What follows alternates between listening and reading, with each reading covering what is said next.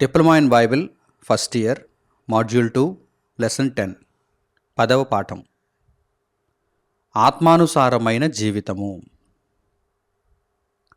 మొదటి పాఠం నుండి ఇప్పటి వరకు 9 పాఠాలలో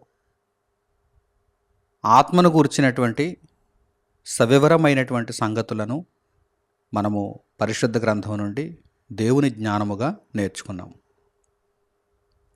ఇన్ని సంగతులు ఆత్మను గూర్చి నేర్చుకున్న తర్వాత ఖచ్చితంగా ఆత్మానుసారమైన జీవితమును మనము కలిగి ఉండాలి. ఇంతకీ ఆత్మానుసారమైన జీవితము అనగా ఏమిటి? ఆత్మానుసారమైన జీవితము అనగా ఏమిటి?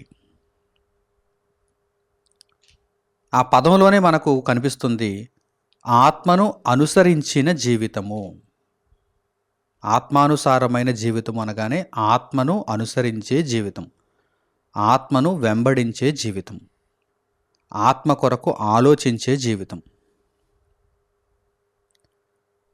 ఆత్మానుసారమైన జీవితమును మనము ఎందుకు కలిగి ఉండాలి అంటే, ఆత్మయే జీవింపజేయుచున్నది, శరీరము కేవలము నిష్ప్రయోజనము గనుక ఆత్మానుసారమైనటువంటి జీవితమును మనము కలిగి ఉండాలి. నిత్యకాలము ఉండేది ఆత్మ. శరీరము శాశ్వతముగా ఉండదు. మన కళ్ళ ముందు శరీరం నశించిపోతున్నట్టుగా మనకే కనిపిస్తుంది. మన చిన్ననాటి శరీరం మనకి ఇప్పుడు ఉందా? లేదు. ఇప్పుడున్న శరీరం మరికొన్నాళ్ళకు ఉంటుందా? ఉండదు. దేహములోని అవయవములన్నీ కూడా శిథిలమైపోతున్నాయి. చర్మమేమో ముడతలు పడుతోంది, కళ్ళేమో సరిగ్గా కనిపించడం లేదు, చెవులేమో సరిగ్గా వినిపించడం లేదు, నోటిలోని పళ్ళేమో రంధ్రాలు పడిపోతున్నాయి, ఊడిపోతున్నాయి, జివ్వుమని లాగుతున్నాయి, రుచి తెలియటం లేదు,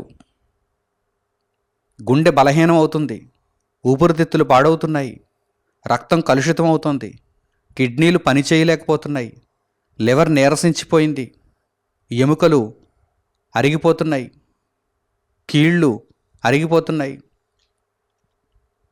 వీటన్నింటినీ మనం చూసుకుంటున్నప్పుడు శరీరం శిథిలమైపోతున్నది అని మనకు అర్థమవుతుంది.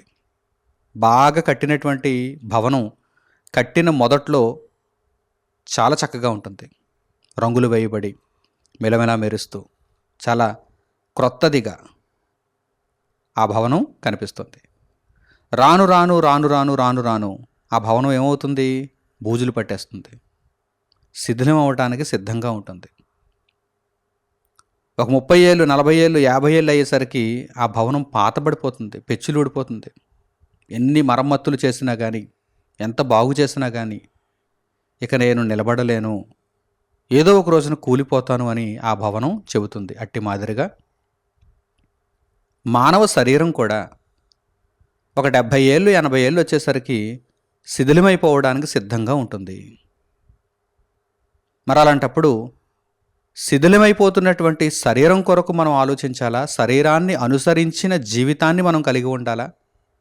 లేక ఎప్పటికీ శిథిలము కానిటువంటి నిత్యము ఉండేటువంటి ఆత్మ కొరకు మనం జీవించాలా? ఆత్మానుసారమైన జీవితమును మనం కలిగి ఉండాలా అనేదే ప్రశ్న. లోకములో అనేక మందికి ఇప్పటి వరకు ఆత్మను గూర్చి తెలియదు గనక, ఆత్మ పాఠాలను వారు నేర్చుకోలేదు గనక, అసలు ఆత్మ ఉనికిని గూర్చి వారికి అర్థం కాలేదు గనక శరీరానుసారమైనటువంటి జీవితమునే కలిగి ఉంటున్నారు. అంటే శరీరం ఏం కోరుకుందో, శరీరానికి కావలసినవి ఏమిటో చూచుకుంటూ శరీరాన్ని అనుసరించినటువంటి బ్రతుకునే వారు కలిగి ఉంటున్నారు. అందుచేతనే తమ బ్రతుకెందుకు అనగానే శరీరం కొరకు అని ఒక్క మాటలో వారు చెప్పగలుగుతున్నారు. ఉద్యోగం ఎందుకు? శరీరం కోసం. పెళ్ళి ఎందుకు? శరీరం కోసం. పిల్లలు ఎందుకు? శరీరం కోసం. ఇల్లు ఎందుకు? శరీరం కోసం.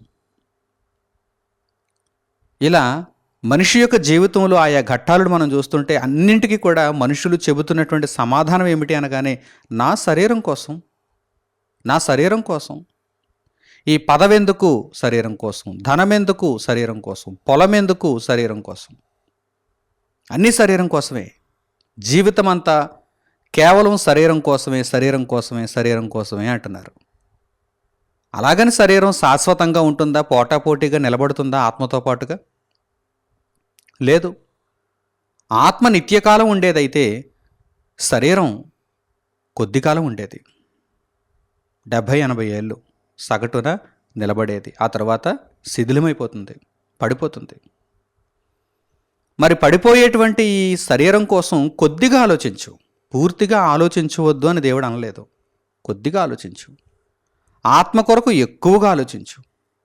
ఆత్మ కొరకు ఆలోచించగా మిగిలినటువంటి సమయాన్ని శరీరం కోసం ఆలోచించు. శరీరం కోసం ఆలోచించడం అంటే అర్థం ఏంటి? శరీర సుఖాలను నెరవేర్చుకోవడం కోసం కాదు, కానీ ఆత్మానుసారమైన జీవితంలో శరీరము ఒక నీతి సాధనముగా ఉపయోగపడాలి గనక అందుకొరకు శరీరం నిమిత్తం ఆలోచించు.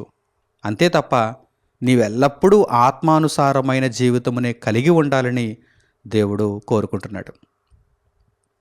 ఎందరైతే ఆత్మానుసారమైన జీవితమును ప్రేమిస్తారో, ఆత్మానుసారమైన జీవితమును కలిగి ఉంటారో వారందరూ కూడా నిత్యత్వాన్ని లాభముగా పొందుతారు. వారందరూ కూడా విశ్రాంతిలోనికి వెళతారు. ఆత్మను కాపాడుకున్నవారు అవుతారు. ఆత్మానుసారమైన జీవితమును కలిగి ఉన్నారు కనుక ఆత్మను కాపాడుకోగలిగిన వారు అవుతారు. శరీరానుసారమైనటువంటి జీవితమును మాత్రమే కలిగి ఉండి ఆత్మను గురించి పట్టించుకొని వారు చివరకు ఆత్మను నాశనం చేసుకుంటారు. ఆత్మ కొరకు ఏనాడు వారు ఆలోచించలేదు గనక ఆత్మను వారు నిత్య నరకాగ్నికి తరలింపజేసుకుంటారు. ఈ సంగతులను ఇప్పుడు పరిశుద్ధ గ్రంథం నుండి ఒక్కొక్కటిగా మనం ఆలోచన చేద్దాం. పౌలు గారు రోమీలకు రాసినటువంటి పత్రిక 8వ అధ్యాయము 5వ వాక్యం నుండి చాలా జాగ్రత్తగా మీరు గమనించాలి. ఈ పాఠానికి కీలకమైనటువంటి సంగతులు ఇక్కడ పొందుపరచబడ్డాయి. ఆత్మానుసారమైన జీవితము. పౌలు గారు రోమీలకు రాసిన పత్రిక 8వ అధ్యాయము 5వ వాక్యం నుండి చూడండి. శరీరానుసారులు, మొట్టమొదట శరీరానుసారుల గురించి ఇక్కడ ప్రస్తావించబడింది. శరీరానుసారులు అంటే ఎవరు? శరీరమును వెంబడించేవారు, శరీరమును అనుసరించేవారు, శరీరము కొరకు బ్రతికేవారు. అంటే లోకమందు ఉన్నటువంటి దేవుని ఎరుగనటువంటి జనులందరూ కూడా అట్టివారే. దేవుని ఎరిగాము అని చెప్పుకుంటున్న వారిలో కూడా నామకార్థులుగా బ్రతుకుతున్న వారందరూ కూడా అట్టివారే. ఎవరు వారు? శరీరానుసారులు. ఇప్పుడు చూడండి, శరీరానుసారులు ఏం చేస్తారు? శరీర విషయముల మీద మనస్సుంతురు. ఒకరిని శరీరానుసారులా ఆత్మానుసారులా అని మనం చెప్పాలంటే, వర్గీకరించాలంటే వారు ఏ విషయముల మీద మనస్సు ఉంచుతున్నారో మనం చూస్తే సరిపోతుంది. మన దగ్గరైనా మిగిలిన వారి దగ్గరైనా ఈ పరీక్ష ఈ విధంగా చేయాలి. మనస్సు వేటి మీద ఉంది? ఏ విషయాల మీద ఉంది? శరీర విషయముల మీద ఉందా? ఆత్మ విషయముల మీద ఉందా? ఆత్మ విషయములంటే మొదటి పాఠం నుండి 9వ పాఠం వరకు ఆత్మను గూర్చి అనేకమైనటువంటి సంగతులను నేను ఈ మాడ్యూల్లో మీకు తెలియజేశాను. అవన్నీ ఆత్మ సంబంధమైన సంగతులు. మనస్సంతా వాటి మీద ఉందనుకోండి, వారు ఆత్మానుసారులు. మనస్సంతా శరీరం మీద ఉందనుకోండి, వారు శరీరానుసారులు. చూడండి, శరీరానుసారులు శరీర విషయముల మీద మనస్సుంతురు, ఆత్మానుసారులు ఆత్మ విషయముల మీద మనస్సుంతురు. ఒకరు శరీరానుసారుల లేక ఆత్మానుసారుల అని మనం తెలుసుకోవాలంటే వారి మనస్సు ఏ విషయముల మీద ఉంది? లోక సంబంధమైన వాటి మీద ఉందా? భూమి మీద, ధనం మీద, పేరు ప్రఖ్యాతల మీద, శరీర సుఖం మీద వారి మనస్సు ఉందా? అయితే వారు శరీరానుసారులే. లేదు, పరలోకం మీద, పైనున్న వాటి మీద, దేవుని మీద, క్రీస్తు మీద, పరిశుద్ధాత్మ మీద, సహోదర ప్రేమ మీద, దేవుని పని మీద మనస్సుందా? అయితే వారు ఆత్మానుసారులు. చూడండి, శరీరానుసారులు శరీర విషయముల మీద మనస్సుంతురు, ఆత్మానుసారులు ఆత్మ విషయముల మీద మనస్సుంతురు. శరీరానుసారమైన మనస్సు మరణము. ఎంత చక్కగా తెలియజేయబడిందండి ఇక్కడ. శరీరాన్ని అనుసరిస్తే కనుక దాని యొక్క ముగింపు ఏమిటి అనగానే మరణం. అంటే నిత్య నరకాగ్ని, నిత్య వేదన, నిత్య బాధ. మేము శరీరాన్ని అనుసరిస్తామండి, మీరు ఆత్మను అనుసరించండి అని అన్నారనుకోండి ఎవరైనా, మాకు శరీరం అంటే ఇష్టం, కంటికి కనిపిస్తుంది కనుక ఆత్మను మేము నమ్మం. శిథిలమైపోతున్నా సరే ఉన్నంతకాలం చక్కగా హ్యాపీగా ఎంజాయ్గా బ్రతికేస్తాం. మేము శరీరానుసారులం, శరీర విషయాల మీద మనస్సు ఉంచుతాం. అయితే ఇప్పుడు ఏంటి అన్నారనుకోండి, వెంటనే దేవుడు ఫలితాన్ని చూపిస్తున్నాడు. శరీరానుసారమైనటువంటి మనస్సు మరణమునకు నిన్ను తీసుకుని వెళ్తుంది, అంటే నేను నిత్య నరకాగ్నికి తీసుకుని వెళ్తుంది. మరి ఆత్మానుసారమైన మనస్సు చూడండి, ఆత్మానుసారమైన మనస్సు జీవమును సమాధానమునై ఉన్నది. నీకు అది జీవమునిస్తుంది, నిన్ను సమాధానపరుస్తుంది. లేదంటే ప్రశ్నలతో మిగిలిపోయి వేదనకరమైనటువంటి స్థలంలోనికి వెళ్ళిపోతావు. ప్రశ్నలతో మిగిలిపోతావు, నిత్య బాధలోనికి తరలింపబడతావు శరీరానుసారు అయితే. కానీ ఆత్మానుసారుడవైతే నీవు జీవమును చూస్తావు, సమాధానమును కనుగొంటావు.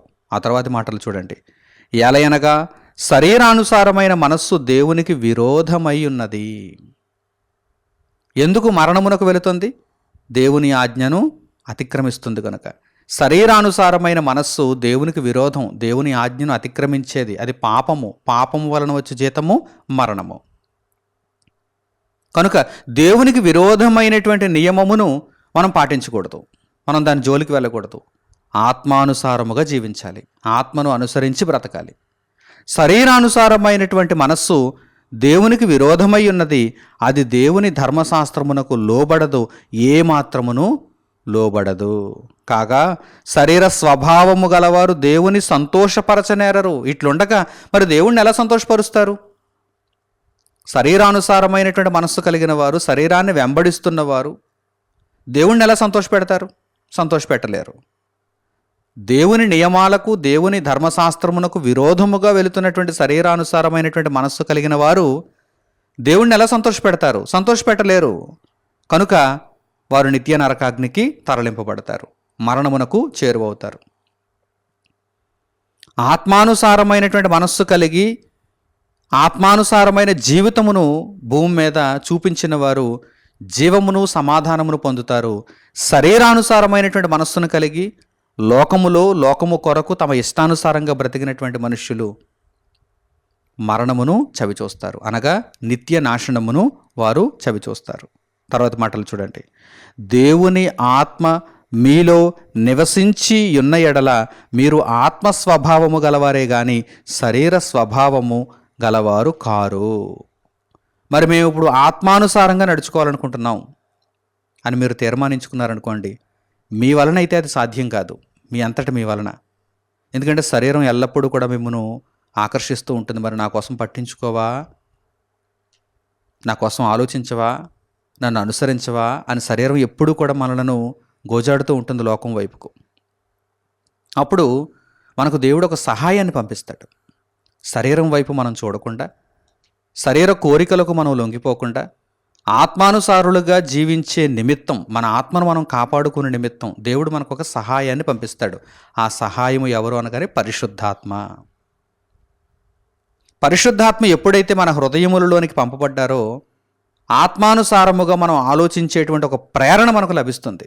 శరీరాన్ని మనం పట్టించుకోం. ఇక ఎంతవరకు ఉంచాలో అంతవరకు పట్టించుకోమంటే తిండి పెట్టమా, పట్టించుకోమంటే రోగం వస్తే మందేయమా, పట్టించుకోమంటే దీనికి స్నానం చేయించమా, పట్టించుకోమంటే దీనిని వస్త్రములతో కప్పమా, నీతి సాధనముగా దీనిని వినియోగించే నిమిత్తం దీనిని పట్టించుకుంటాం అంతే. కానీ దీనిని అనుసరించి మనం జీవించాం. శరీరాన్ని అనుసరించి, శరీరాన్ని వెంబడిస్తూ నువ్వేం చెబుతావు అదే చేస్తాను ఇక్కడి నుంచి అని మాత్రం చెప్పం. ఆత్మను అనుసరిస్తాం.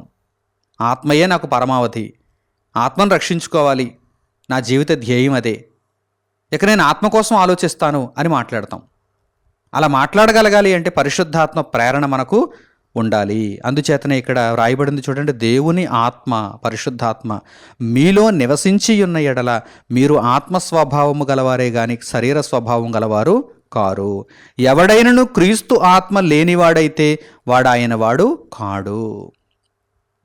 క్రీస్తు వాగ్దానము చేసి పంపించినటువంటి ఆత్మ క్రీస్తు ఆత్మ, పరిశుద్ధాత్మ. ఆ పరిశుద్ధాత్మ ఎవరిలో అయితే లేదో వారు దేవుని కొరకు బ్రతుకుతున్నవారు కారు, క్రీస్తు వారే కారు. తర్వాత మాటలు చూడండి, క్రీస్తు మీలోనున్న ఎడల మీ శరీరము పాప విషయమై మృతమైనది గాని మీ ఆత్మ నీతి విషయమై జీవము కలిగి ఉన్నది. యేసుక్రీస్తే మీలో ఉంటే, యేసుక్రీస్తు మనలో ఎలా ఉంటారు? పరిశుద్ధాత్మ ద్వారా ఉంటారు. పరిశుద్ధాత్మ వచ్చి అన్ని ఆయన సంగతులనే కదా మనకు నేర్పిస్తున్నారు. ఆయన విరోధముగా వేరుగా ఏమీ నేర్పించరు, క్రీస్తు సంగతులే. మనలో క్రీస్తు నివసించేలా పరిశుద్ధాత్మ మనకు సహాయం చేస్తారు. మనము ఎప్పుడైతే క్రీస్తును నివసింపజేసుకుంటామో, అనగా పరిశుద్ధాత్మ చేత నడిపింపబడతామో, అప్పుడు మన శరీరము పాప విషయమై మృతమైనది. అంటే పాపము చేయడానికి ఇక శరీరం ముందుకు వెళ్ళదు, ముందుకు వెళ్ళనివ్వం. అయితే ఆత్మ నీతి విషయమై జీవము కలిగి ఉన్నది. మన ఆత్మ రక్షింపబడుచున్నది, మన ఆత్మ పటిష్టమైన స్థితిలో ఉన్నది, మరణిస్తే నిత్యలోకానికి వెళ్ళేటువంటి పరిస్థితుల్లో ఉన్నది. ఎంత ఆనందం చెప్పండి, ఎంత గొప్ప భాగ్యం చెప్పండి ఆ జీవితం. మృతులలో నుండి యేసును లేపిన వాని ఆత్మ మీలో నివసించిన ఎడల, మృతులలో నుండి క్రీస్తు యేసును లేపినవాడు చావునకు లోనైన మీ శరీరములను కూడా మీలో నివసించుచున్న తన ఆత్మ ద్వారా జీవింపజేయును. మిమ్మల్ని దేవుడు తన లోకానికి ఆహ్వానించాలి అంటే, తన వారినిగా మిమ్మల్ని స్వీకరించాలి అంటే, మనందరిలో ఉండవలసినటువంటి ముఖ్యమైనటువంటి లక్షణం ఏంటి? ఆత్మానుసారమైన జీవితము. ఎంత ముఖ్యమైందో చూడండి, ఎంత ప్రయోజనకరమైందో చూడండి, మనుషులందరికీ ఎంత లాభకరమైందో చూడండి. ఒక చిన్న జీవిత కాలంలో ఆత్మానుసారంగా మనం జీవించేస్తే ఏమిటి? ఎంత చిన్న జీవితకాలం ఏంటి? 70 ఏళ్ళు లేక 80 ఏళ్ళు. తల్లి గర్భమును పుట్టినది మొదలుకొని మనం ఆత్మానుసారంగా జీవించామండి. మనము యేసుక్రీస్తు ప్రభువులో ఉన్న రక్షణను తెలుసుకునేటప్పటికీ ఎంతో కాలం గడిచిపోయిందండి. గడిచిన కాలం, పురాతన కాలం, పాపపు జీవిత కాలం, అదంతా కూడా గడిచిపోయింది. అదంతా కూడా మైనస్ అయిపోవాలి. మన లైఫ్ టైంలో నుండి అది మైనస్ అయిపోయింది. ఎందుకంటే అప్పటికి మనకు క్రీస్తు పరిచయం కాలేదు, దేవుని వాక్యం మనకు తెలియదు. మనకు దేవుని వాక్యం పరిచయం అయ్యేటప్పటికీ మనకు చాలా వయసు వచ్చేసింది. అప్పటికే చాలా కాలం గడిచిపోయింది. ఇక మిగిలిన కాలం ఎంత? కొద్ది కాలం, చిన్న కాలం. ఈ కొద్ది కాలంలో నుండి మనం నమ్మకంగా ఉండగలిగితే దేవుడిచ్చే గొప్ప బహుమానాన్ని మనం పొందుతాం. యేసుక్రీస్తు ప్రభు వారు ఒక ఉపమానాన్ని చెప్పేటప్పుడు, పొద్దున్నే వచ్చారు పనివారు, 9 గంటలకు వచ్చారు పనివారు, మధ్యాహ్నం వచ్చారు పనివారు, 3 గంటలకు వచ్చారు పనివారు, సాయంత్రం 5 గంటలకు కూడా వచ్చారు పనివారు. కానీ చివరికి అందరికీ ఒక తలాంతు చొప్పున జీతం ఇవ్వబడింది. ఆ విధంగానే చిన్నప్పుడే దేవుని తెలుసుకున్న వారు కొంతమంది ఉంటారు, యవ్వన కాలంలో దేవుని తెలుసుకున్న వారు మరికొంతమంది ఉంటారు, నడి వయస్సులో దేవుని తెలుసుకున్న వారు మరికొంతమంది ఉంటారు, వృద్ధాప్యంలో వచ్చేసిన తర్వాత అప్పుడు దేవుని తెలుసుకున్న వారు మరికొందరు ఉంటారు. ఎందుకంటే అప్పటి వరకు వారికి పరిచయం కాలేదు దేవుని వాక్యం. మనకు ఎప్పుడు పరిచయం అయినా కానీ, దేవుడు మనకు ఎప్పుడు పరిచయం అయినా కానీ అప్పటి నుండి మనం జాగ్రత్త పడిపోవాలి. మంచి బహుమానమును పొందుటకు మనం నిరీక్షిస్తూ దేవుని పనిలో కొనసాగాలి. ఎవరిలో అయితే ఆత్మానుసారమైనటువంటి జీవితం ఉంటుందో వారు దేవుని వలన అంగీకరింపబడుతున్నారు, వారు పరలోకానికి ఆహ్వానింపబడుతున్నారు. అలాగే పరిశుద్ధ గ్రంథం నుండి ఈ విషయమై మరిన్ని సంగతులను మనం చూద్దాం. పౌలు గారు గలతీయులకు రాసినటువంటి పత్రిక 5వ అధ్యాయము 16వ వాక్యం నుండి మీరు చూడండి. పౌలు గారు గలతీయులకు రాసిన పత్రిక 5వ అధ్యాయము 16వ వాక్యం నుండి, నేను చెప్పునదేమనగా ఆత్మానుసారముగా నడుచుకొనుడి, అప్పుడు మీరు శరీరేచ్ఛను నెరవేర్చరు. చాలామందిలో ఉన్నటువంటి సందేహం ఇదే. శరీరేచ్ఛను నెరవేర్చలేక మేము ఉండలేకపోతున్నామండి, శరీరం కోరుకుంటుందండి, శరీరం అపేక్షిస్తుందండి, శరీరం లాగుతుందండి లోకం వైపునకు అని చాలామంది కంప్లైంట్ చేస్తూ ఉంటారు, అడుగుతూ ఉంటారు, ప్రశ్నిస్తూ ఉంటారు. మీరు ఎప్పుడైతే ఆత్మానుసారముగా నడుచుకుంటారో అప్పుడే శరీరేచ్ఛను నెరవేర్చరు. ఖాళీగా కూర్చుంటే శరీరం మరి అడుగుతుంది. మీరు ఖాళీగా ఉన్నారనుకోండి, అంటే దేవుని పని లేదు, దేవుని కొరకు అయినటువంటి బ్రతుకు లేదు, ఖాళీ కూర్చున్నారు, గోలుగిల్లుకుంటూ ఖాళీ కూర్చున్నారు, లేక లోకమందు మీ ఇష్టాన్ని మీరు నెరవేర్చుకుంటున్నారు. శరీరం అడగదా? ఖాళీగానే ఉన్నావు కదా, మరి నా కోసం పని చేయని అడుగుతుంది. మీరు ఎప్పుడైతే ఆత్మ విషయములలో బిజీ అయిపోయారో, ఇది చాలా మంచి సూత్రం ఏంటి ఇది, ఎప్పుడు మనం పాపం చేయకుండా ఉంటాం, పాపం చేయకుండా మన శరీరాన్ని ఎప్పుడు అదుపు చేసుకోగలుగుతాం? నువ్వు ఎప్పుడైతే నీతి కార్యక్రమాలు చేస్తావో అప్పుడు. నువ్వు ఎప్పుడైతే సత్కార్యములలో ఉంటావో అప్పుడు బిజీ అయిపోతావు. నువ్వు దేవుని కొరకు నువ్వు బిజీ అయిపోతావు. దేవుని కొరకు నీవు ఎప్పుడైతే బిజీ అయిపోయావో అప్పుడు శరీరేచ్ఛను నెరవేర్చడానికి టైం ఉండదు. అసలు శరీరం వైపు చూడడానికి కూడా, కన్నెత్తి చూడడానికి కూడా, శరీర ఆలోచనలు నీవు కలిగి ఉండడానికి కూడా నీకు సమయం ఉండదు. సమయం ఉంటుంది అంటే అర్థం ఏంటన్నమాట, నువ్వు దేవుని పనిలో లేవని అర్థం. పౌలు గారు అదే విషయాన్ని ఇక్కడ చెబుతున్నారు. నేను చెప్పింది ఏమనగా, ఆత్మానుసారంగా నడుచుకోండి, ఆత్మానుసారంగా నడుచుకోండి, అప్పుడు మీరు శరీరేచ్ఛను నెరవేర్చరు. ఈరోజు దేవుని పని, రేపు దేవుని పని, ఎల్లుండి దేవుని పని, దేవుని కొరకు ఆ కార్యక్రమం, ఈ కార్యక్రమం, ఆ కార్యక్రమం, ఈ కార్యక్రమం. ఇక మీకు భోజనం చేయడానికి, నిద్రపోవడానికి మాత్రమే సమయం ఉంది. మిగిలిన సమయం అంతా కూడా దేవుని పనిలో మీరు ఖర్చు చేస్తున్నారనుకోండి, శరీరం కోసం మీరు ఆలోచించేటువంటి సమయం ఎక్కడ ఉంటుందండి? కనుక మీరు శరీరేచ్ఛను ఆ పరిస్థితులలో నెరవేర్చరు. ఈ విషయాన్ని గుర్తుపెట్టుకోవాలి. అలాగే క్రింది మాటలు కూడా చూడండి. శరీరము ఆత్మకును, ఆత్మ శరీరమునకును విరోధముగా అపేక్షించును.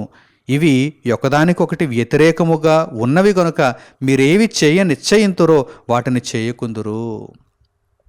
మీరు ఎప్పుడైతే శరీరానికి మొగ్గు చూపించారో, మనసులోనేమో ఆత్మ కొరకు మీరు ఆలోచించాలి, బ్రతకాలి అని ఉన్నా, ఖాళీగా ఉండేసరికి శరీరం మిమ్మల్ని ఆకర్షిస్తుంది. ఏవైతే చేయాలనుకున్నారో వాటిని చేయకుండా శరీరానుసారంగా నడుచుకునేటువంటి ప్రమాదం ఉంది. ఈ రెండు ఒకదానికొకటి ఆపోజిట్ అండి, వ్యతిరేకం. ఆత్మానుసారమైన జీవితం, శరీరానుసారమైన జీవితం, ఈ రెండు కూడా ఒకదానికొకటి వ్యతిరేకం.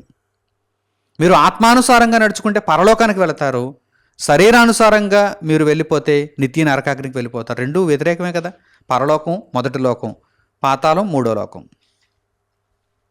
ఎంత దూరం చెప్పండి రెండింటికి, పరస్పర విరుద్ధం రెండు. అక్కడ దైవం, ఇక్కడ దయ్యం. కనుక నా ప్రియులైనటువంటి సహోదరి సహోదరులారా, ఆత్మానుసారమైనటువంటి విషయముల మీద బాగా మీరు మనసు పెట్టాలి, బిజీ అయిపోవాలి. దేవుని యొక్క కార్యక్రమాలలో మీరు నిర్విరామంగా కొనసాగుతూ ఉండాలి. సువార్త కార్యక్రమాలలో మీరు ఉండాలి. దేవుని చిత్తమును పరిపూర్ణం చేసుకుంటూ ముందుకు కొనసాగాలి. అప్పుడు మీరు శరీరేచ్ఛను నెరవేర్చరు. శరీరేచ్ఛను నెరవేర్చడానికి మీకు సమయమే ఉండదు. దేవుని యొక్క సహాయం మీకు లభిస్తుంది. దేవుని ఆత్మ ప్రేరేపణ చేత మీరు దేవుని కొరకు ఎన్నెన్నో గొప్ప కార్యములను చేయగలుగుతారు. అలాగే పౌలు గారు రోమీలకు రాసిన పత్రిక 7వ అధ్యాయము 6వ వాక్యాన్ని ఇప్పుడు మీరు చూడండి. పౌలు గారు రోమీలకు రాసిన పత్రిక 7వ అధ్యాయము 6వ వాక్యాన్ని చూడండి. ఇప్పుడైతే దేని చేత నిర్బంధింపబడితిమో దాని విషయమై చనిపోయిన వారమై ధర్మశాస్త్రము నుండి విడుదల పొందితిమి గనుక మనము అక్షరానుసారమైన ప్రాచీన స్థితి గలవారము కాక ఆత్మానుసారమైన నవీన స్థితి గలవారమై సేవ చేయుచున్నాము. పూర్వపు స్థితి ఏ స్థితి? అక్షరార్థమైన ప్రాచీన స్థితి. పూర్వపు స్థితి అది శరీరపు బ్రతుకు, శరీరానుసారమైనటువంటి జీవితం. అది అక్షరానుసారమైనది ప్రాచీన స్థితి, ప్రాచీన స్థితి. మరి ఆత్మానుసారమైనటువంటి స్థితి ఎటువంటి స్థితి? నవీన స్థితి, నవీన స్థితి. ఎవరైనా సరే శరీరానుసారులుగా ఉండి దేవుణ్ణి తెలుసుకుని ఆత్మానుసారులుగా మారిపోయి నవీన స్థితిలోనికి వచ్చి జీవితాన్ని ముగించుకోవాలి. అంతే తప్ప శరీరానుసారులుగా ఉండి ఆత్మానుసారులుగా మారి మరలా శరీరానుసారులుగా మారి ముగించుకున్నారనుకోండి జీవితాన్ని, ఫలితం ఉండదు. ముగింపుకు వచ్చేసరికి మనం ఎందులో ఉండాలి? నవీన స్థితిలో ఉండాలి. ఆత్మానుసారులుగా బ్రతుకుచున్నటువంటి పరిస్థితుల్లో ఉండాలి. ఈ విషయాన్ని మనం చక్కగా జ్ఞాపకం చేసుకుంటూ ఉండాలి. ప్రాచీన స్థితి ఏమో శరీర స్వభావం, నవీన స్థితి ఏమో ఆత్మానుసారమైనటువంటి స్వభావం. ఇది క్రొత్త స్థితి. మనకి నవీన స్థితి అంటే క్రొత్త స్థితి. ఈ క్రొత్త స్థితిలో మన జీవితం కొనసాగాలి. చివరి వరకు కూడా ఆత్మానుసారులుగానే మనము మన యొక్క బ్రతుకును కొనసాగించుకోవాలి. అలాగే ఆత్మానుసారులుగా జీవిస్తున్నటువంటి వారు ఆత్మ ఫలములను చూపిస్తారు. నేను ఆత్మానుసారంగా నడుచుకుంటున్నానా, శరీరానుసారంగా నడుచుకుంటున్నానా అనేటువంటి పరీక్షను మనం ఈ విషయంలో కూడా చేసుకోవచ్చు. మనము ఎటువంటి ఫలములను కలిగి ఉంటున్నాం, ఎటువంటి ఫలములను కలిగి ఉంటున్నాం? ఆత్మానుసారులుగా జీవిస్తున్న వారు ఆత్మ ఫలములను కలిగి ఉంటారు. ఇంతకీ ఆ ఆత్మ ఫలములు ఏమిటో చూద్దాం. పౌలు గారు గలతీయులకు రాసిన పత్రిక 5వ అధ్యాయము 22వ వాక్యం నుండి చూడండి. పౌలు గారు గలతీయులకు రాసిన పత్రిక 5వ అధ్యాయము 22వ వాక్యం నుండి, అయితే ఆత్మఫలమేమనగా, ఆత్మానుసారులుగా నడుచుకునేవారు ఎటువంటి ఫలములను కలిగి ఉంటారు? ఆత్మఫలములను కలిగి ఉంటారు. మీలో ఈ ఆత్మఫలములు ఉన్నాయో లేదో మీరు పరీక్షించుకోవాలి. ఉంటే మీరు ఆత్మానుసారంగా నడుచుకుంటున్నట్టే. చూడండి ఏమేంటో ఆ ఫలములు. ప్రేమ, మొట్టమొదట ప్రేమేనండి. సహోదర ప్రేమ, లోకమంతటిని ప్రేమించే ప్రేమ, అగ్నిలో నుండి మనుషులను రక్షించడానికి దేవుని వాక్యాన్ని ప్రకటించే పనిలో ఉండి ప్రేమను చూపించటం. ప్రేమ, సంతోషం, ఏ విషయానికి కూడా బాధపడవలసిన అవసరం లేదు. సంతోషం, ప్రభువునందు సంతోషించుడి, మరలా చెప్పుదును సంతోషించుడి అని పౌలు గారు మాట్లాడుతున్నారు. ఎందుకండి బాధ, ఎందుకండి వ్యధ? ఏవేవో చిన్న చిన్న కారణాలకి, శరీర సంబంధమైనటువంటి విషయాల నిమిత్తము బాధపడిపోతూ ఉంటారు చాలామంది. బాధ, దుఃఖం, కళ్ళు వాసిపోతూ ఉంటాయి, ఆరోగ్యం క్షీణించిపోతూ ఉంటుంది. దేనికమ్మా, దేనికయ్యా అంత బాధ? లోక సంబంధమైనటువంటి విషయాలకా? ఏనాడైనా ఆత్మలు నిత్య నరకాగ్నికి తరలిపోతున్నాయనేటువంటి విషయంలో అంత ఆవేదన నొందావా? అంత బాధపడ్డావా? హైదరాబాదులో ఉన్నటువంటి మనుషులందరూ నాశనానికి వెళ్ళిపోతున్నారు, నాకు చాలా బాధగా ఉంది, తిండి సహించటం లేదు, నిద్ర పట్టడం లేదు, ఎప్పుడైనా అన్నావా? విశాఖపట్నంలో ఉన్నటువంటి మనుషులందరూ నిత్య నరకాగ్నికి తరలిపోతున్నారు, తండోపతండాలుగా, ఎంతమంది మరి వీరికి వాక్యం ప్రకటింపబడాలి, నేనేం చేయాలి, కొద్ది మందికైనా నేను వాక్యాన్ని చెప్పగలగాలి, వాక్యం చెబుతున్నటువంటి వారికి సహాయం చేయాలి, వాక్యాన్ని పంపిణీ చేయాలి ఏదో విధంగా అనేటువంటి బాధ ఉందా? ఆంధ్ర ప్రాంతంలో, తెలంగాణ ప్రాంతంలో, మహారాష్ట్రలో, తమిళనాడులో, ఒరిస్సాలో, కేరళలో, తమిళనాడులో, మొత్తంగా ఇండియాలో ఎంతోమంది ప్రతిరోజు దేవుని వాక్యమునకు దూరంగా బ్రతుకుతున్నారు, నాకు బాధ వచ్చేస్తుంది అనేటువంటి బాధను ఎవరైనా కలిగి ఉన్నారండి? ఆ బాధ మంచిది, దైవ చిత్తానుసారముగా మీరు బాధపడడం. అంతే తప్ప లోక సంబంధమైనటువంటి విషయాలు ఉంటాయండి కొన్ని, పిల్లపిత్రి విషయాలు. ఏ విషయాలు అవి? పిల్లపిత్రి విషయాలు అవి, చిన్న చిన్న విషయాలు. ఈరోజు ఉంటాయి, రేపటికి ఉండవు. వాటి కోసం దుఃఖం, మనోవేదన. ఏమనుకోవాలి దేవుడు? అసలు నీకు అర్థమైందా? ఆత్మానుసారమైన జీవితాన్ని గురించి నీకు అర్థమైందా? శరీర సంబంధాల కొరకు అంతగా నువ్వు వేదన పడిపోతున్నావా, బాధపడిపోతున్నావా? నిన్నేం చేయాలి దేవుడు? ఎలా రక్షించాలి నేను దేవుడు? నీలో ఆత్మఫలం లేదు అంటాడు దేవుడు. సంతోషంగా ఉండాలి, ప్రభువునందు సంతోషించు, నీ ఆత్మ రక్షింపబడింది సంతోషించు. నీవు దేవుని కొరకు బ్రతుకుతున్నప్పుడు, నీవు ఆత్మానుసారుడుగా ఉన్నప్పుడు సంతోషించు. అంతకంటే గొప్ప భాగ్యం ఇంకేముంది? ప్రేమ, సంతోషము, సమాధానము.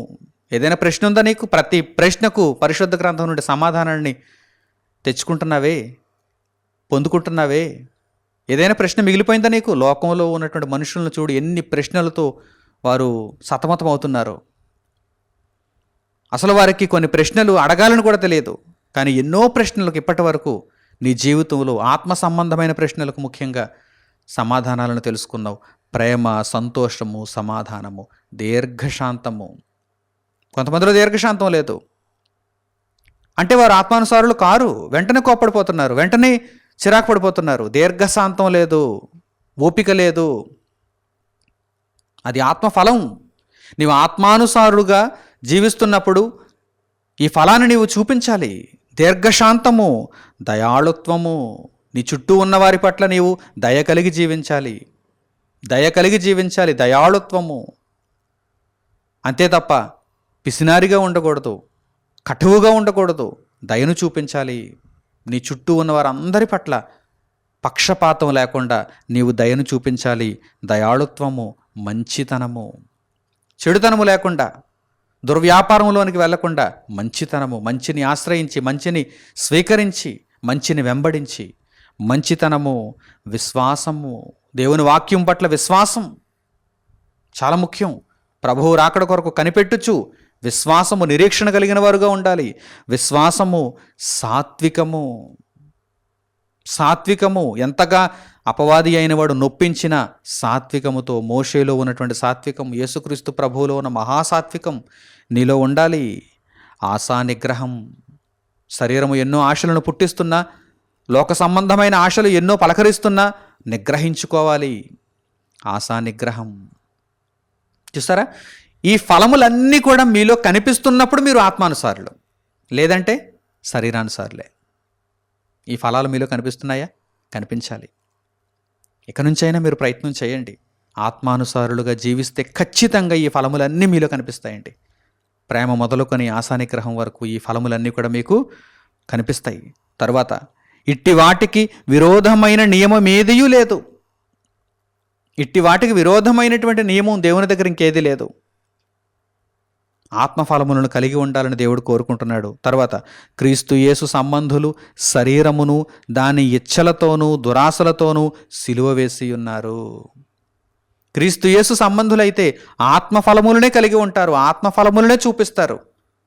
అసలు వారి దగ్గర శరీర కార్యములు అనేవి ఉండవు. శరీరమును దాని ఆశలతో పాటుగా, దాని యొక్క ఇచ్చలతో పాటుగా, దురాశలతో పాటుగా సిలువ వేసేస్తారు వారు. అంటే ఇక శరీరం మరలా నోరెత్తడానికి వీలు లేకుండా సిలువ వేసేస్తారు అని దేవుని వాక్యములో తెలియచేయబడింది. కనుక నా ప్రియులైనటువంటి సహోదరి సహోదరులారా, మీరు ఆత్మానుసారముగా నడుచుకోండి. అప్పుడు శరీరేచ్ఛను నెరవేర్చరు. ఆత్మ ఫలములను మీరు కలిగి ఉంటారు. ఆత్మ ఫలములను మీరు కలిగి ఉన్నప్పుడు ఈ ఆత్మ ఫలము మిమ్మును దేవుని యొక్క రాజ్యానికి చేర్చుతుంది. ఇట్టి నియమమునకు విరోధమైనటువంటి నియమము ఏదియూ లేదు. మీరు శరీరమును దాని యొక్క కోరికలతో, దాని యొక్క దురాశలతో సిలువ వేసేయండి. ఆ కోరికలు, దురాశలు అన్నిటితో పాటు శరీరాన్ని సిలువ వేసేయండి. అనగా వాటిని చంపేయండి. మీరు దేవుని కొరకు జీవించండి. నవీన స్వభావం కలిగిన వారుగా దేవుని కొరకు జీవించండి. అలాగే పౌలు గారు గలతీయులకు రాసినటువంటి పత్రికలోనే 6వ అధ్యాయము 8వ వాక్యం నుండి కూడా చూడండి. పౌలు గారు గలతీయులకు రాసినటువంటి పత్రిక 6వ అధ్యాయము 8వ వాక్యం నుండి, ఎలాగనగా తన శరీరేచ్ఛలను బట్టి విత్తువాడు తన శరీరము నుండి క్షయమను పంట కోయును, ఆత్మను బట్టి విత్తువాడు ఆత్మ నుండి నిత్య జీవమను పంట కోయును. మరలా అదే అర్థాన్ని మనకు ఈ వాక్య భాగం ద్వారా పౌలు గారు తెలియజేస్తున్నారు. శరీరేచ్ఛలను బట్టి విత్తువాడు అంటే శరీరం కోసం బ్రతికినవాడు, శరీరానుసారంగా జీవించినవాడు. చివరికి మిగిలిందేంటి? ఈ శరీరాన్ని ఇక్కడే విడిచిపెడతాడు, ఆత్మగా నిత్యనాశనానికి పోతాడు. చూడండి, శరీరము నుండి విత్తినవాడు, శరీరమును బట్టి విత్తినవాడు శరీరము నుండి క్షయమను పంట. క్షయమను పంట ఏమంటే దాన్ని కోస్తే ఏంటి, కోయకపోతే ఏంటి? క్షయమైపోయిన దాన్ని, పనికిరాని దాన్ని, ఎండిపోయిన దాన్ని, చీడపట్టిన దాన్ని కోస్తే ఏంటి, కోయకపోతే ఏంటి? అది పంట అంటారు దాన్ని. క్షయమను పంట, క్షయం. మరి ఆత్మను బట్టి విత్తువాడు, ఆత్మను బట్టి విత్తువాడు ఆత్మ నుండి నిత్యజీవమును పంట. నిత్యజీవమును పంట, అది అసలైనది, గొప్పది. కనుక ప్రతిఫలాన్ని గూర్చి మనం ఆలోచన చేయగలిగితే, ఆత్మ కొరకు ఆలోచించిన వాడు, ఆత్మానుసారముగా జీవించిన వాడు నిత్య జీవమును పంటను కోయను. కనుక మనం ఏం చేయాలో చూడండి. ఇప్పుడు మనము మేలు చేయుటయందు విసుకకయుందము. విసుగొచ్చేస్తుంది. ఆత్మానుసారంగా జీవిస్తున్నప్పుడు విసుగొస్తుంది. ఏంటి ఇంతేనా, దేవుని కొరకు బ్రతికేనా, ఇంకా చప్పగా ఉంది జీవితం అనుకుంటూ ఉంటారు. కానీ మీరు విసిగిపోకూడదు. మేలు చేయుటయందు అస్సలు విసుగుపోకూడదు.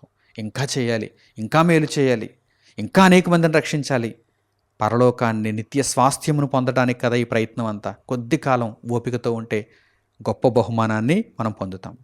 మనము అలయక మేలు చేసితే మేని, తగిన కాలమందు పంట కోతము. ఒక రైతు తన యొక్క పొలములోని పంటను పెంచుకుంటున్నప్పుడు అలసిపోకూడదు, విసిగిపోకూడదు. పంటకాలం వచ్చేంత వరకు కూడా ఓపికతో ఉండాలి. అలాగే మనం కూడా నిత్యజీవాన్ని పొందేటంత వరకు కూడా ఓపికతో ఉండాలి. తగిన కాలమందు మనము నిత్యజీవమున పంట కోస్తాం. కాబట్టి మనకు సమయము దొరకిన కొలది అందరి ఎడలను, మరి విశేషముగా విశ్వాస గృహమునకు చేరిన వారి ఎడలను మేలు చేయుదము. అందరి ఎడల మేలు చేయాలి. మరి విశేషముగా విశ్వాస గృహమునకు చేరిన వారి ఎడలు కూడా మనము మేలు చేయాలి. దేవుని కొరకు బ్రతుకుచున్నటువంటి పిల్లలకు కూడా మనం సహాయం చేస్తూ ఉండాలి. దేవుని చిత్తాన్ని ఈ విధంగా మనం పరిపూర్ణం చేసుకోవాలి. ప్రియులారా, ఆత్మానుసారమైనటువంటి జీవితం గొప్ప ప్రయోజనాన్ని ఇస్తుంది.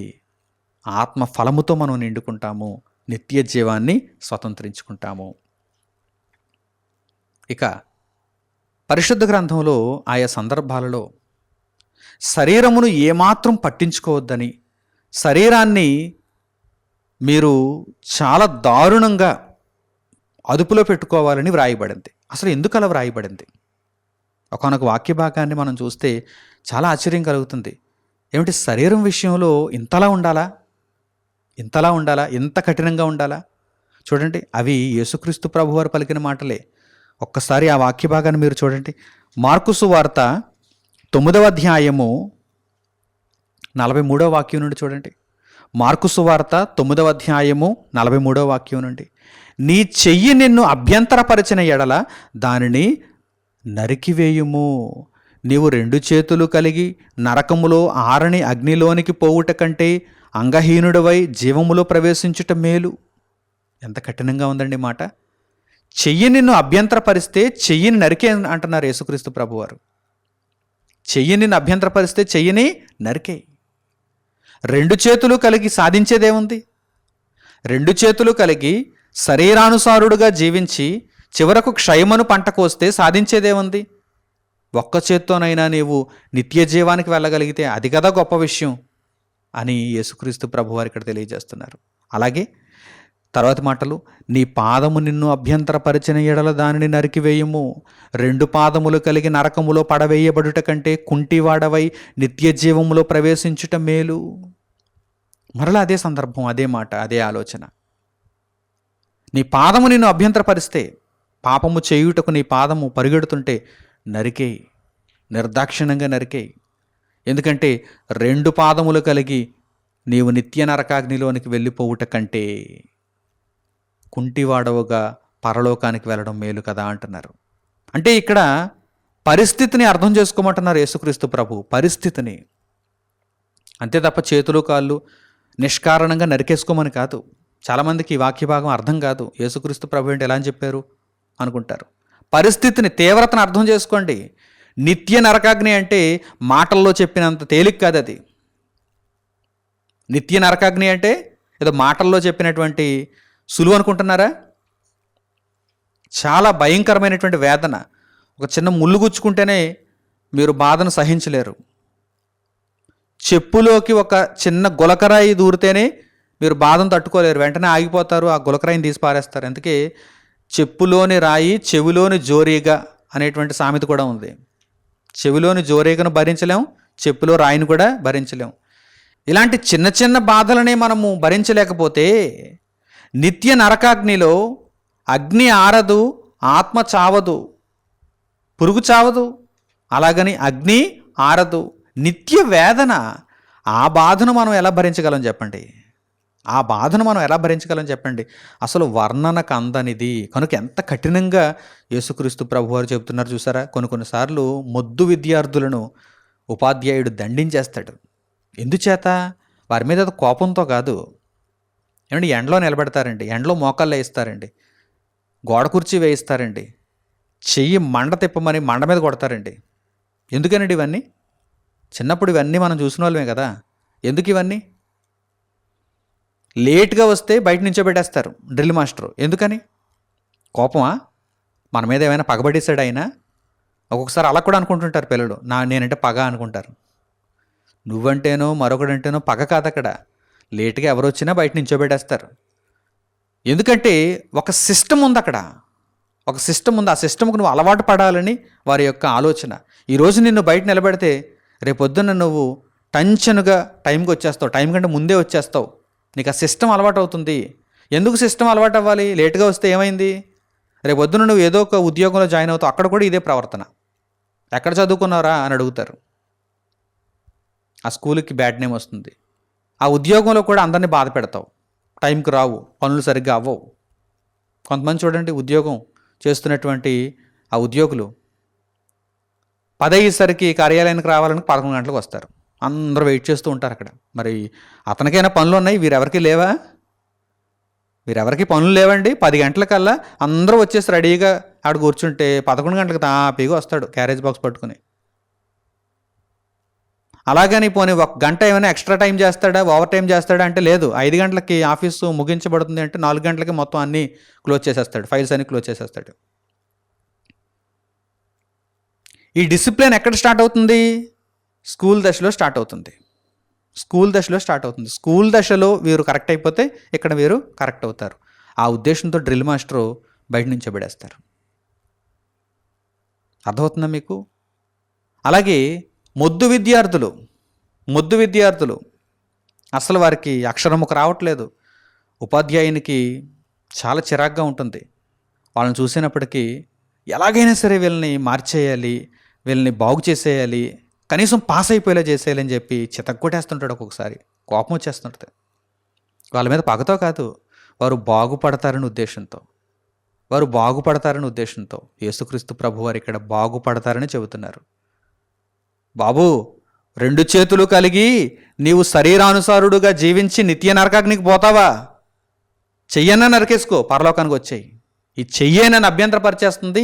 ఈ చెయ్యి లేకపోతే నేను పరలోకానికి వచ్చేస్తాను. ఈ చెయ్యి ఉండడం వల్ల నేను నిత్య నరకాగ్నికి పోతున్నానంటే చెయ్యి అవసరం లేదు, నరికే అంటున్నారు ఆయన. ఇప్పుడు అర్థం చేసుకోండి ఈయన మాటలు. ఈ పాదం ఉండడం వల్ల ఈ పాదం నన్ను పాపానికి పరిగెట్టేలా చేస్తుంది. ఈ పాదం ఉన్నంతకాలం కూడా నేను నిత్య జీవాన్ని అయితే చూడలేను, పరలోకానికి అయితే రాలేను. ఈ పాదం ఉందంటే ఈ పాదాన్ని నేను అనుసరిస్తాను, నిత్య నరకాగ్నికి పోతాను అంటే యేసుక్రీస్తు ప్రభువారు అంటున్నారు, నరికే అయితే పరలోకానికి రావడం గొప్ప విషయం, ఇక్కడ ఉన్నతమైన విషయం. ఇక్కడ నీ పాదాన్ని నీవు అదుపు చేసుకోలేకపోతున్నావు అంటే నరికేయి, అప్పుడైనా బుద్ధి వస్తుంది. ఇంకా చూడండి, ఇంకా వ్రాయబడిన మాటలు చూడండి. నీ కన్ను నిన్ను అభ్యంతరపరచిన ఎడల దాన్ని తీసి పారవేయము. నీ కన్ను నిన్ను అభ్యంతరపరుస్తుంటే పాపమును చూడు, పాపము చేయి అని నీ కన్ను నిన్ను అభ్యంతరపరుస్తుంటే దాన్ని తీసి పారవేయము. 2 కన్నులు కలిగి నరకములో పడవేయబడుట కంటే ఒంటి కన్ను గలవాడవై దేవుని రాజ్యములో ప్రవేశించుట మేలు అని చెప్పి ఏమంటున్నారు అక్కడ? నరకమున వారి పురుగు చావదు, అగ్ని ఆరదు. ఇదేనండి కాన్సెప్ట్. నరకం చాలా తీవ్రమైనటువంటి వేడిమితో ఉంది, నువ్వు భరించలేవు దాన్ని. ఈ కన్నులు 2 ఉన్నంత వరకు నేను పరలోకానికి అయితే రాలేను, ఇవే నన్ను అభ్యంతరపరుస్తున్నాయి. ఆయన అన్నారు కదా, అభ్యంతరపరిచిన ఎడల అన్నారు. ఊరకనే పీకేసుకోమని లేదు, ఊరకనే పెరికేసుకోమన్నారా, ఊరకనే నరికేసుకోమన్నారా? కాదు, అభ్యంతరపరిచిన ఎడల అంటే ఈ చెయ్యి ఉన్నంత వరకు నేను పరలోకం రాలేనండి అని మీరు చెప్పారనుకోండి, చెయ్యి నరికేయండి. ఈ కాలు ఉన్నంత వరకు నేను పరలోకానికి అయితే రాలేనండి అనుకున్నారనుకోండి, కాలు నరికేసుకోండి. ఈ కళ్ళు ఉన్నంత వరకు నేను పరలోకాన్ని చూడలేనండి, ఈ కన్నులేనండి నాకు అభ్యంతరం, నేను వీటిని అదుపు చేసుకోలేనండి, వీటికి కళ్ళెం వేయలేనండి నేను అని అన్నారనుకోండి, కళ్ళు పీకేసుకోండి. ఒంటి కన్ను ఉంచుకోండి మళ్ళీ, ఎందుకంటే వాక్యం చూడాలి కనుక, వాక్యం చదవాలి కనుక. కటువుగా ఉన్నాయి ఈ మాటలు, కటువుగా ఉన్నాయా? మిమ్మల్ని ఏదో అంగహీనులుగా చేయాలనే ఉద్దేశం అస్సలు లేదు. మిమ్మును అంగహీనులుగా చేయాలనే ఉద్దేశం అస్సలు లేదు. ఒకవేళ మీరు అనుకోవచ్చు, పొరపాటుగా మీరు భావించవచ్చు, ఇదేంటండి ఈయన కాలు నరికేసుకోమంటున్నారు, చెయ్యి నరికేసుకోమంటున్నారు, కన్ను తీసుకోమంటున్నారు అని అనుకోవచ్చు. మిమ్మును అంగహీనులుగా చేయాలని ఉద్దేశం కాదు ఇక్కడ. మీరు నిత్య నరకాగ్నిని తప్పించుకోవాలని ఉద్దేశం. లేదండి అంతవరకు వెళ్ళను, కానీ చెయ్యి నరుక్కోను, కాళ్ళు నరుక్కోను, కన్ను ఊడబెరుక్కోను, నేను చక్కగా ఇక మీదట వీటికి కళ్ళెం వేసేస్తాను, వీటి చేత పాపము జరగకుండా చూసుకుంటాను, ఆత్మానుసారంగా నడుచుకుంటాను అన్నారనుకోండి, బేష్, మంచిది. లేదండి ఇవి ఉన్నంతకాలం ఇక తప్పదండి, నేను పరలోకానికి అయితే రాలేను, నిత్య నరకాగ్నికే పోతాను అన్నారనుకోండి, అక్కడికి వెళ్ళడం కంటే ఇక్కడ వీటిని మీరు నరుక్కునైనా పరలోకానికి రావడం మేలు. ఎందుకంటే నరకం అంత ప్రమాదకరమైంది, మాటలకు అందనిది కనుక ఆత్మానుసారమైన జీవితమును కలిగి ఉండండి. శరీరానుసారమైన జీవితమును కాదు, ఆత్మానుసారమైనటువంటి జీవితమును కలిగి ఉండండి. అలాగే పౌలు గారు తన శరీరమును గూర్చి ఏమంటున్నారో ఒకసారి చూద్దాం. ఎగ్జాంపుల్ మనం చూడాలి. ఎవరైనా పరిశుద్ధ గ్రంథంలో ఎంత గొప్పగా ఆలోచించారా? ఆత్మానుసారముగా జీవించి దేవుని కొరకు వారి బ్రతుకును సమర్పించుకున్నటువంటి ఉదాహరణలను మనం చూద్దామనుకుంటే పౌలు గారు చక్కని ఉదాహరణ అండి. ఆయన ఏమంటున్నారో చూద్దాం ఈ శరీరం విషయంలో. కొరింథీయులకు పౌలు గారు రాసినటువంటి మొదటి పత్రిక 9వ అధ్యాయము 26వ వాక్యం నుండి చూడండి. పౌలు గారు కొరింథీయులకు రాసినటువంటి మొదటి పత్రిక 9వ అధ్యాయము 26వ వాక్యం నుండి. కాబట్టి నేను గురి చూడని వాని వలె పరిగెత్తువాడను కాను. గురి చూడకుండా ఏదో పరిగెడుతున్నానంటే పరిగెడుతున్నాను అని నేను పరిగెట్టడం లేదు అంటున్నారు పౌలు గారు. ఏదో భక్తి జీవితంలో ఉన్నాను అంటే ఉన్నాను, ఆదివారం గుడికి వెళ్ళిపోతాను వచ్చేస్తాను, మరలా ఆదివారం గుడికి వెళ్ళిపోతాను వచ్చేస్తాను, మరలా ఆదివారం గుడికి వెళ్ళిపోతాను వచ్చేస్తాను. ఇటువంటి భక్తి కాదు నాది. నేను గురి చూడని వాని వలె పరిగెత్తువాడను కాను, గాలిని కొట్టినట్టు నేను పోట్లాడుట లేదు. ఏదో పోట్లాడమంటే ఇటు అటు 2 చేతులు తిప్పేసి కత్తిని ఇలా గాలిలో తిప్పేసి వచ్చేయటం లేదు. నేను శత్రువును చక్కగా నేను చూచి నిదానించి వాడితో యుద్ధం చేస్తున్నాను అంటున్నారు పౌలు గారు. ఆ యుద్ధం ఎలా ఉందో చూడండి, ఆయన ఆత్మానుసారమైన జీవితం ఎలా ఉందో చూడండి. ఒకవేళ ఇతరులకు ప్రకటించిన తరువాత నేనే భ్రష్టుడనైపోదునేమో అని నా శరీరమును నలుగగొట్టి దానిని లోపరుచుకొనుచున్నాను. అనేకులకు దేవుని వాక్యాన్ని ప్రకటించడం సులువే, కానీ నేను దానిని పాటించడం చాలా కష్టం కనుక నేనేం చేస్తున్నాను, ఇతరులకు ప్రకటించిన తరువాత నేను పాటించకపోతే భ్రష్టుడనైపోతాను కనుక నేను నా శరీరమును నలుగగొట్టి దానిని లోపరుచుకొనుచున్నాను. అంటే శరీరాన్ని ఇబ్బంది పెడుతున్నారు ఆయన, ఉపవాసం చేస్తున్నారు, శరీరాన్ని లోపరుచుకుంటున్నారు. అలాగని శరీరాన్ని క్షీణింపజేసుకోకూడదు. విషయం బాగా అర్థం అవ్వాలి మీకు. కొంతమంది శరీరాన్ని ఏం చేస్తారంటే క్షీణింపు చేసుకుంటారు, ఆరోగ్యకరంగా ఉంచుకోకుండా శరీరాన్ని నలుగొట్టుకోమన్నాడు కనుక శరీరాన్ని పాడు చేసుకుంటారు. పాడు చేసుకోకూడదు. దేవుడిచ్చినటువంటి ఈ దేహాన్ని దేవుని పనిలో నీతి సాధనంగా చక్కగా వాడాలి. సాధనం ఎప్పుడు ఎలా ఉండాలి, టూల్ ఎప్పుడు ఎలా ఉండాలి, ఆరోగ్యకరంగా ఉండాలి, షార్ప్గా ఉండాలి, పనిచేసేదిగా ఉండాలి. కనుక శరీరాన్ని ఆరోగ్యకరంగా ఉంచుకోవాలి, కానీ సుఖపెట్టకూడదు, దాని మత్తులో పడిపోకూడదు, దానిని అనుసరించి జీవించకూడదు. అది ఎప్పుడైతే బద్ధకిస్తుందో, అది ఎప్పుడైతే మన యొక్క చెప్పు చేతలలో ఉండటం లేదో అప్పుడు దానిని మనము సరైన శిక్షణలో ఉంచాలి. ఆ విధంగా ఆత్మానుసారముగా మనం నడుచుకోవాలి. ప్రియులారా, ఈ విషయములన్నీ కనుక మీకు పరిపూర్ణంగా అర్థమైతే మీరు ఆత్మానుసారంగా నడుచుకుంటే నిత్య జీవం మీదే. ఇక ఈ లోకంలో ఏ ఒక్కడు కూడా మిమ్మల్ని మోసగించడానికి అవకాశం ఉండదు. కనుక చక్కగా ఈ సంగతులన్నిటినీ చేపట్టండి, ఆత్మఫలమును కలిగి ఉండండి, దేవుని యొక్క జ్ఞానమునకు లోబడండి, అనేకులకు ప్రకటించండి, పాటించండి, జీవితకాలమంతా ప్రభువులో కొనసాగించుకోండి. చక్కగా మీరందరూ కూడా ఆత్మానుసారులుగా నాతో పాటు క్రీస్తు యొక్క మార్గములో ముందుకు కొనసాగుతారని హృదయపూర్వకంగా కోరుకుంటూ ఈ పాఠ్యాంశమును ఇంతటితో నేను ముగిస్తున్నాను. మన తండ్రి అయిన దేవుని ప్రేమ, మన రక్షకుడైన యేసుక్రీస్తు వారి కృప, పరిశుద్ధాత్ముని అన్యోన్య సహవాసము మనందరికీ సదాకాలము తోడై మనలను నడిపించునుగాక. ఆమేన్. తండ్రి అయిన దేవునికి ప్రార్థనలో ఏకీభవించండి. మహోన్నతుడును మహాపరిశుద్ధుడునైన మా కన్న తండ్రి, మీరు ఆత్మయే ఉన్నారు, మేమును ఆత్మలుగానే ఉన్నాము. శరీరాన్ని ధరించినటువంటి ఆత్మలుగా ఉన్న మేము ఆత్మ కొరకు ఆలోచించి ఆత్మానుసారమైన జీవితమును కలిగి ఉండగలుగుటకు సహాయమును చేయండి. మీ మాటలను మాకు నేర్పించినందుకు, మీ జ్ఞానమును మాకు ప్రబోధించినందుకు మీ కృతజ్ఞతాస్తుతులు తండ్రి. నాయన, మీ మాటలను ఎల్లప్పుడూ మా హృదయంలో భద్రపరుచుకున్న వారమై మీ వాక్యానుసారముగా జీవించగలుగుటకు సహాయము చేయండి తండ్రి.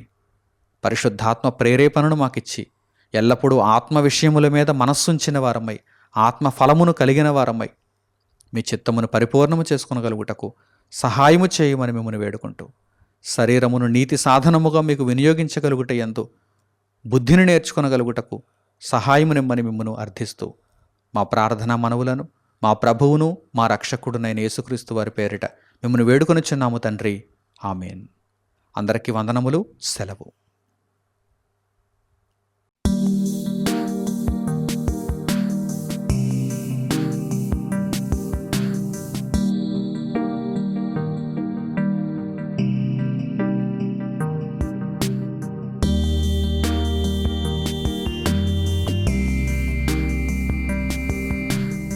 సహోదరులు మణికుమార్ గారు ప్రసంగించిన ఎన్నో ఆత్మ సంబంధమైన సంగతులను ఉచితముగా వీక్షించుటకు మా యూట్యూబ్ ఛానల్స్ను తప్పక దర్శించండి. మా సమాచారమును ఎప్పటికప్పుడు తెలుసుకొని ఆత్మీయాభివృద్ధి నొందవలనంటే మా యూట్యూబ్ ఛానల్స్ను సబ్స్క్రైబ్ చేసుకోండి. సత్వర నోటిఫికేషన్ల కొరకు సబ్స్క్రైబ్ బటన్ ప్రక్కనే ఉన్న బెల్ సింబల్ను క్లిక్ చేయండి. మరిన్ని వివరములకు మీరు సంప్రదించవలసిన మా ఫోన్ నెంబర్స్ 8978414178 మరియు 83392766. ధన్యవాదములు. ఈ కార్యక్రమమును అనేక మందికి పరిచయం చేయగలరని ఆశిస్తున్నాము. ప్రభువైన యేసుక్రీస్తు పేరిట మీకు శుభములు.